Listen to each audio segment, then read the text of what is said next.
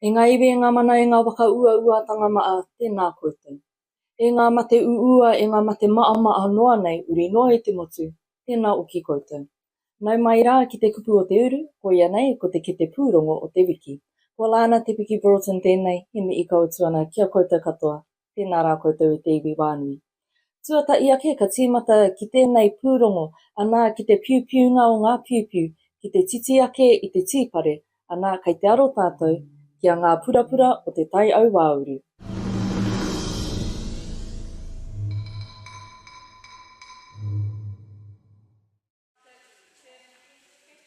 Ko te matu take o tēnei pūrongo, e wai atu ana i te kapa o Taranaki a Ngā Purapura o te Taihauāuru, e kōrero ake nei mo a rātou whakaritenga mo te Matatini i tū ki Tāmaki e renga waka, e renga tangata. Nā te ngaukino o te mate uruta, ino o taue e roa ai te rōpū nei.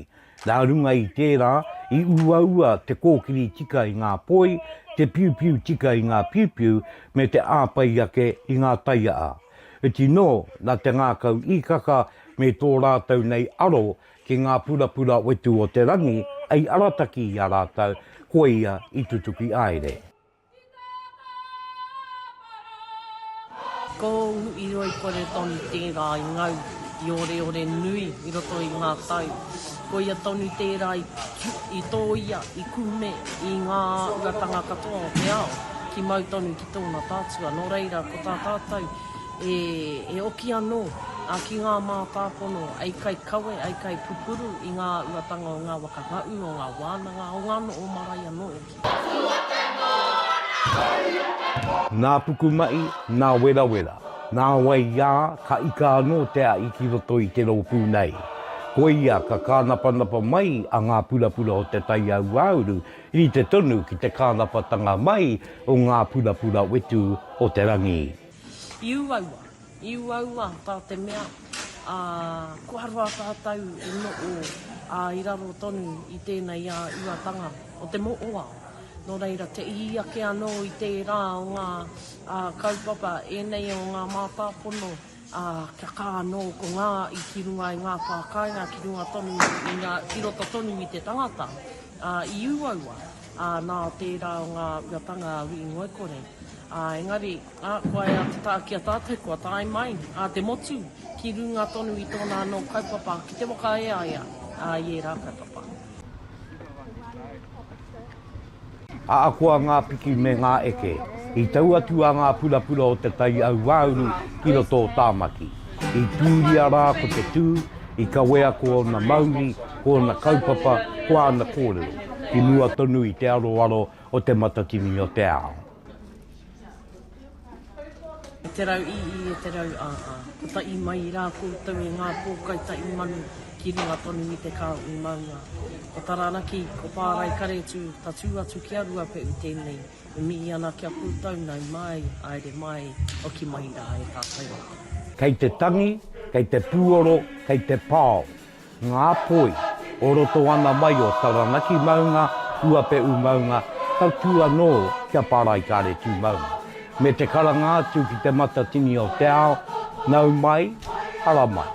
Wakatau mai, ki roto koia, ki te kāui maunga e tuana, ki te Matatini o te kāui maunga hei te tau 2025.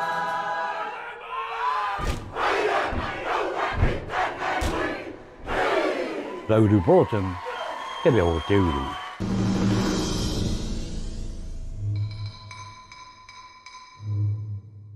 Oia tutaku poe ei reo karanga, ei reo pōuri ki te ao. Tēnā ko Ngā Purapura o te Taihauāuru, ko Ngā Purapura o ngā moemoeā, o kuima, o koroma, o koro te uirangi wai kerepuru tonu. Ko ana kupu, ko ana roimata, i wāriki ia ei taka inga mate ao i tā rātou eke mai ki runga i te kāui maunga ki roto o Aotearoe. Te tau ko ta imano i warau iwa te kaumāwā, i tū ko te Matatini ki te roe o Aotea, ka oki mai a te tau 2025 o te Matatini o te kāui maunga. Ināna i te iwi e, ka tauri te aro ki tēnei wenua i rongonui mo te i ika. E wenua i toea i roto i ngā tau, Ana, kei pākaitore te aro, kia e ruera rerekura te pūrongo nei.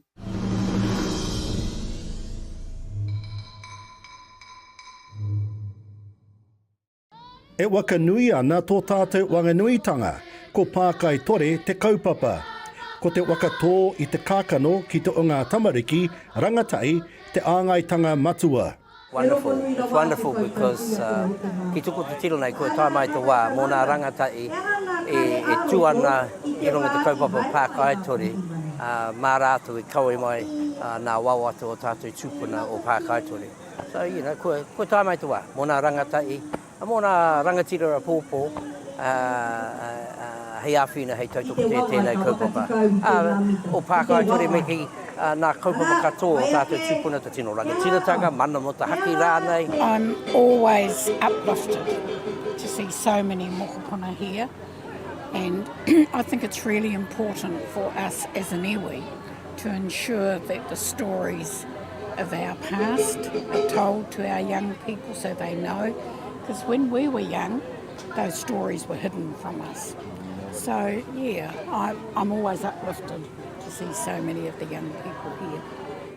Ei tā rāua, a akua kua rereke te waiaoro a te kaunei o Wanganui, kaore anō kia ea. E rereke nai nei. O tira, he nui nā mahi mō nā rā heke mai, e pāna ki tēnei o tātou kaunihira. I think it's very important to understand that, you know, the council and the crown, we've still got a long way to go. There's still a perception, albeit they think it's fact, that they will decide what's best for us. But certainly, I think that there has been improvement, and I think that's been because of the bringing about the awareness of many of the issues that have confronted us, that have impacted upon us as hapu and iwi at Wanganui. Oh, I think there's a long way to go. The power over our lives still lay in the hands of tauiwi, and we need that restored to ourselves. We need to have faith in ourselves that we can do for ourselves, and I don't quite know whether we've got there. Yeah, when I'm only in amongst ourselves, yes, but the moment we move across and start talking to others, I'm never so sure. Hei tāna anō me wakanui tō tātou wanganuitanga, ka tika. Well, I think that we should always give expression to that, our wanganuitanga at all times, because we have to instill it in ourselves or reinstill it in ourselves. I mean, as a child growing up here, I don't think that we ever truly understood what we had lost, because we'd become somebody different. But I think now, you know, with our people restoring the essence of who they are to themselves, I feel very hopeful about the future. I oi, i te mutungai o, e ara tēnei i te kaupapa taumaa, e kaupapa, ei wakanui, ei wakamaumaara, i te tū o ngā kaumātua i taua wā, nā rātou i wawai, kia waka ukia mai te whenua o pākaitore. Iriwere rerikura, te reo o Te Uru.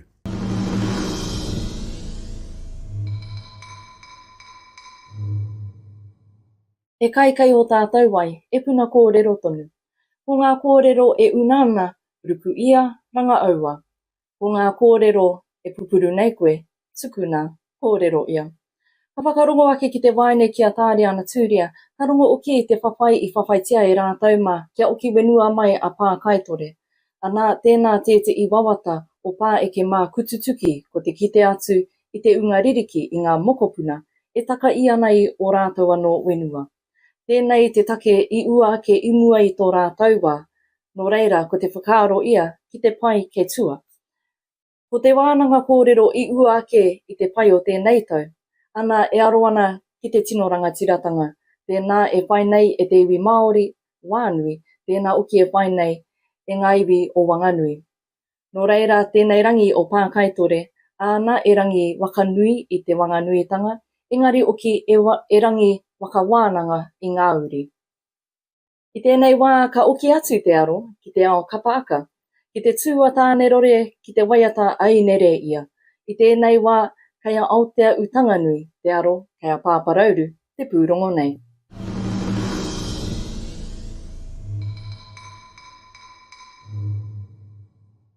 Ko Aotearoa nui mo te kai mo te kōrero te wakatauki, ko Aotearoa nui kapa aka o Taranaki tēnei e kōrero nei mo ana kōrero me ana utanga i kawea ki te Matatini ara ki roto i a Tāmaki makaurau. Ko te nuinga o te mana o ngā kōrero ia mo i ake rā e tēnei kapa i tākea mai tonu i te waka o Aotea, me ona toronga ki roto i a Taranaki whānui.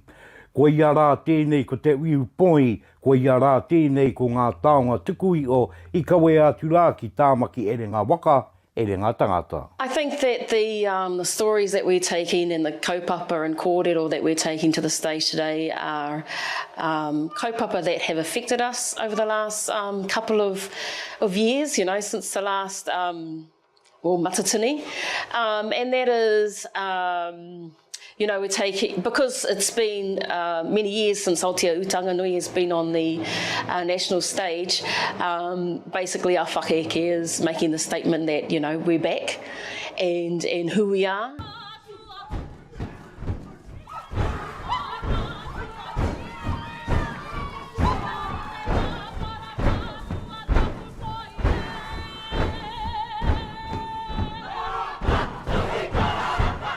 Koe tei ko ngā kōrero tuku iho o hakoima, hakoroma kia pūmau ki e rā kōrero e tei e pāna ki tō tātou puhiariki a rongorongo, e tei atu ko ngā waiata o tātou te kāinga.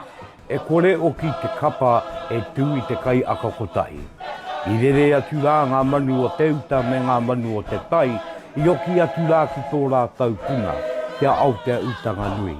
Ki reira ngā ka i mai ai, taki tai ai, i ngā kawa me ngā tikanga, hei oranga mō rātau i a rātau ka area ke nei ki te pae tonu o te Matatini. He uaua, because you know, of the postponements and putting off Matatini a couple of times. So it is difficult to keep everyone's enthusiasm up, but I suppose the upside is that the kaihaka you end up with are the hearty ones. You know, they've hung in there for 3 years, 2-3 years.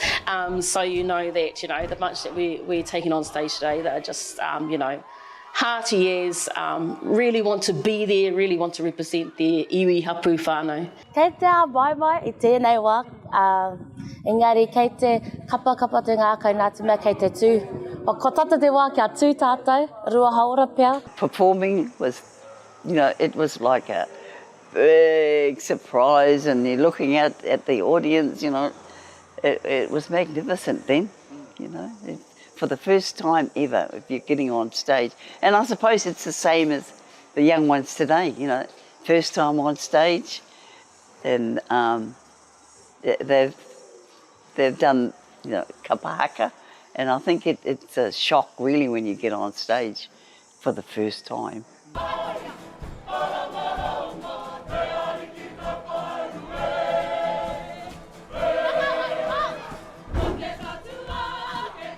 Ko Aotearoa nui tonu te kapa tautoito, oroto ana mai te kāui maunga.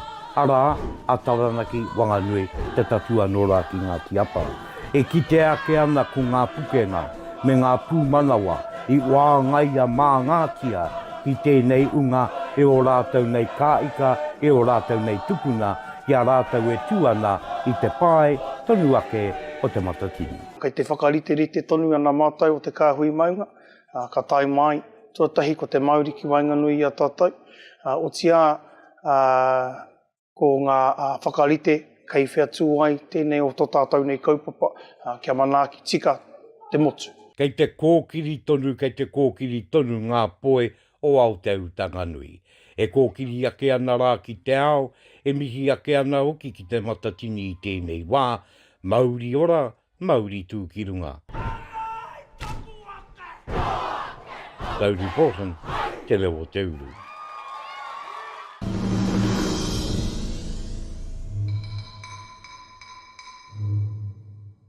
Mai te māra o eke I papa, ko ngā kaia te kapa nei ku au pūrea ki runga I te papatū ngā waiwai o te matatini, e kupu mii e wāngai oki I ana uri. Koina oki pēr te to'u o te tangata u katoa ki tēnei tū kapa aka, ko ia e upoko pakaru ana, ko ia e no o kai kore ana mo te toru tau, ana e mate kai ana ki te pūkana, mate kai ana ki te pētero, no reira ko ia rātou ka ki te kaupapa, tai rānoa ki tōna wakarewanga I tērā wiki. Ko tū a te matatini I tēnei tau 2023, e āngai ana te aro I tēnei wā, ngā kōrero, ngā wānanga, I te airinga mai o te Māori ki roto o Aotearoa. I tēnei wā I te iwi ka tauri te aro ki tā tātou pūrongo wakamutunga o te wiki, ana e āngai ana ki te ao pūtaiao ki ngā tauira, a te kaupapa pūoro nei. Hei Regan, tā tātou pūrongo.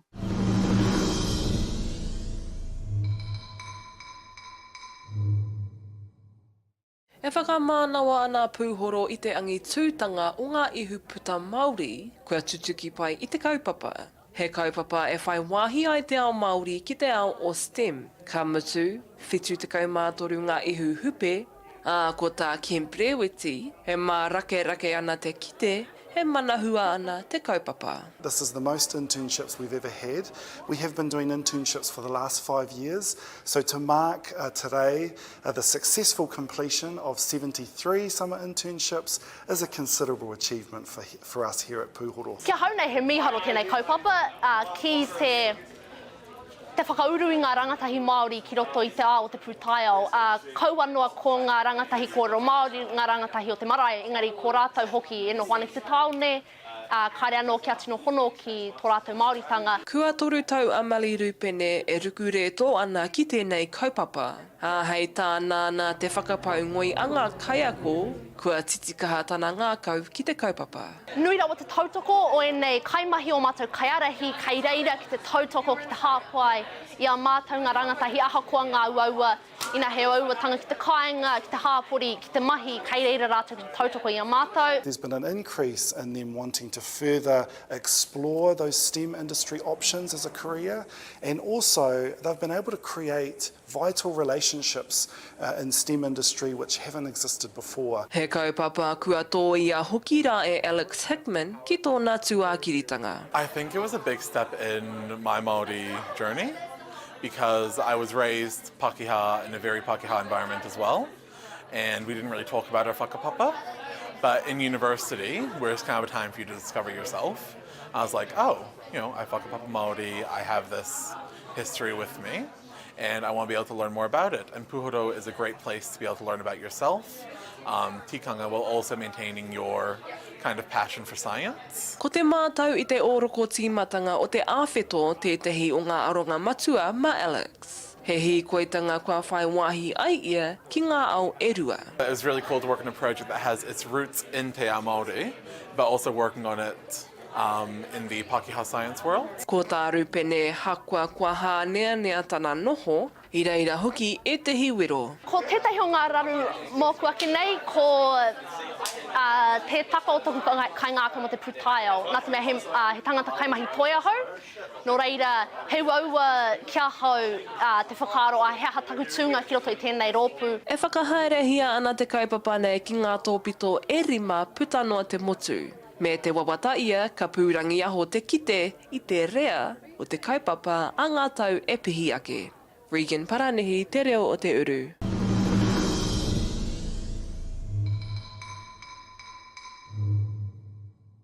Tēnā koe Regan Paranihi me tā tātou pūrongo pūtaiao o te wiki.